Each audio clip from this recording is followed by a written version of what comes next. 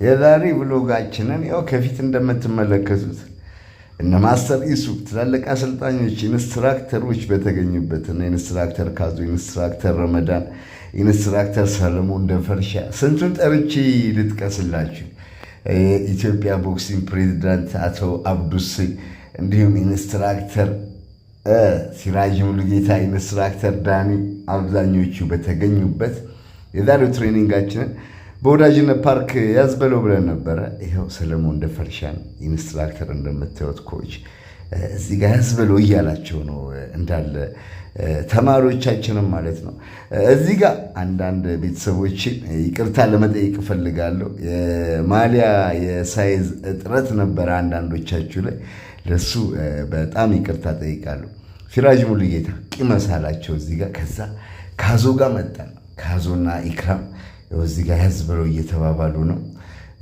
ካዞ ዘማስኮቭ ዘሮ የሚለውን ፊልም የሚሰራ ይመስላል እንደምታዩት። ምርጥያንስ በጣም የሚገርም ጊዜ ነበር ያሳለፍነው። ልጆቹ ፍላጎታቸው ሜንሊ ደግሞ የኔ የሞሞ ቦክሲንግ ልጆች በዚህ ትሬኒንግ ላይ ታድመው ነበር፣ ከገላን ድረስ መጥተው ማለት ነው። ሌላም የኔ አድናቂዎች ተገኝተው ነበር፣ ማሊያቸውን ገዝተው አብረውን ምርጥ ጊዜ አሳልፈው ነበር። የሚያማምር ስራ ነው የሰራ ነው።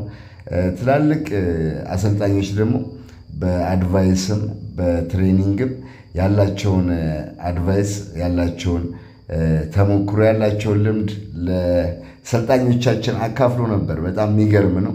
እዚህ ጋር ወንድሜ ይኸው ልብሱ ስላልበቃ አንተንም ይቅርታ እጠይቃለሁ። ዱላ ትጠላላችሁ። የሚያማምር ስራ ነው የሰራ ነው ቤተሰቦች። ይሄ በፓርት ዋን ቭሎጋችን ነው እንግዲህ። ማስተር ኢሱን ቂመስል ይውልኝ። ዱላው ዱላ አይደለም፣ ቴክኒኩም ያምራል። ማስተር ኢሱ ወደ ቦክስ ስፖርት ጠቅልዬ ልገባ ነው እያለ ነው እንግዲህ፣ ውስዋስ ላይ ነው። ምን ትላላችሁ? ይሁንና እንግዲህ ያላችሁን ሀሳብ ኮሜንት ላይ ያስፈሩልኝ። ለመጣችሁ ጠቅላላ ታላቅ ምስጋናዬን አቀርባለሁ። እዚህ ጋር ጀማው ተሰብስበው የሚለውን ነገር እስኪ ያዝ በለው እንበል።